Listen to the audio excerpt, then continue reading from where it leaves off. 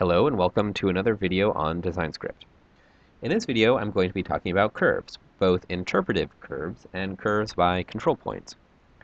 So I'll begin by generating a series of points and use those points to generate a curve. So I'll import the two standard libraries, the geometry library and the math library.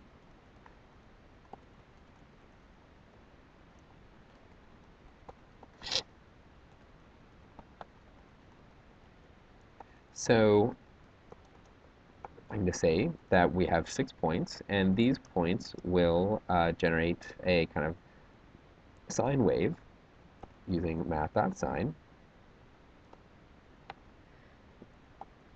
which will go from 360, 0 to 360 rather, sweeping out the entire sine kind of graph, and then kind of scale it by 4. Then I'll generate a series of points, and then go from 0 to, say, 30, so that'll be the sort of total length of the curve.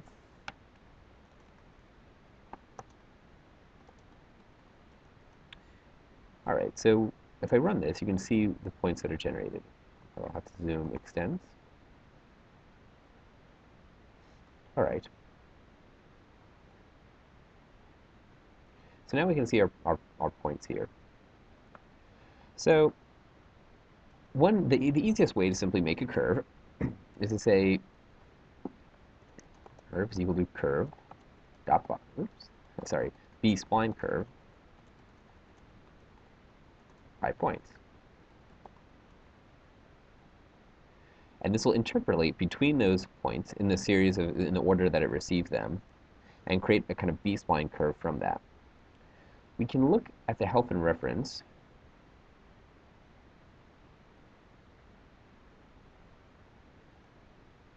and notice that curve itself doesn't actually have any constructors. In other words, curve is a generic type that's the parent type to things like arcs or circles, lines, or B-spline curves. And so we want to make a curve from a series of points. We know that we're going to have to essentially use the B-spline curve, which is a means of generating sort of abstract curves not limited to things like, say, ellipses or circles or straight lines.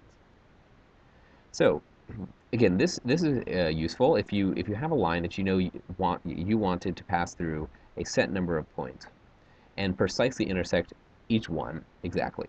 Say if this was the facade and these points were the columns, you know that you might want that facade to directly intersect where the columns are, so you don't have a gap between them. Alternatively, another way of creating a point, or a curve rather, is by the control vertices.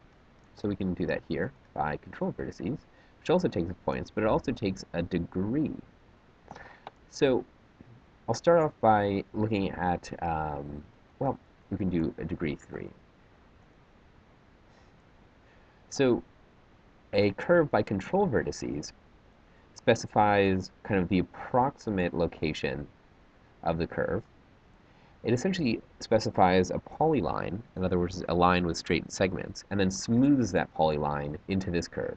So this can be more useful if you want to essentially do design exploration, or take these control points as a sort of rough outline of the curve, but you know you don't want any sort of rough singularities or moments of sharp curvature. You know that you want the curve to be as smooth as possible.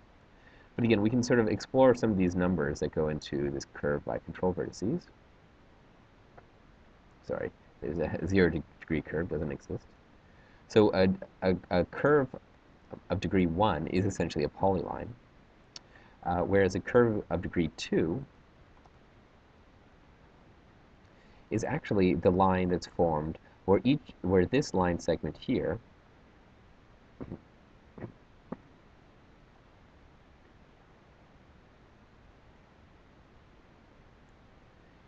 touches the midpoint of the polyline and is tangent to it. So you can see here, these points right here, they're always touching the midpoint of the polyline and is tangent to it. So as we go to degree 3, you can notice that gets progressively smoother and smoother, and then that tangency disappears. And as we get higher and higher, it becomes yet smoother still. So we can actually see, if we write a quick function, we can actually see how these actually build up. So I'm going to create a function here.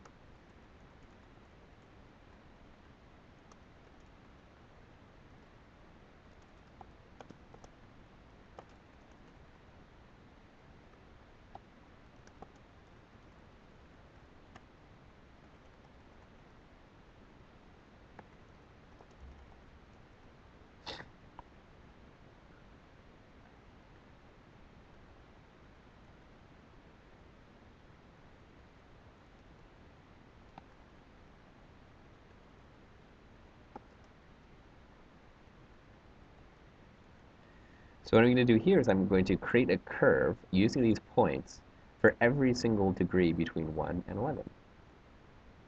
So we can see that here.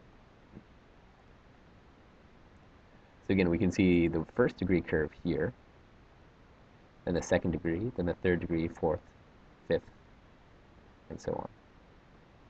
So you can see how with each incrementing degree, the curve gets smoother and smoother. All right. Well, thank you for watching. That's curves.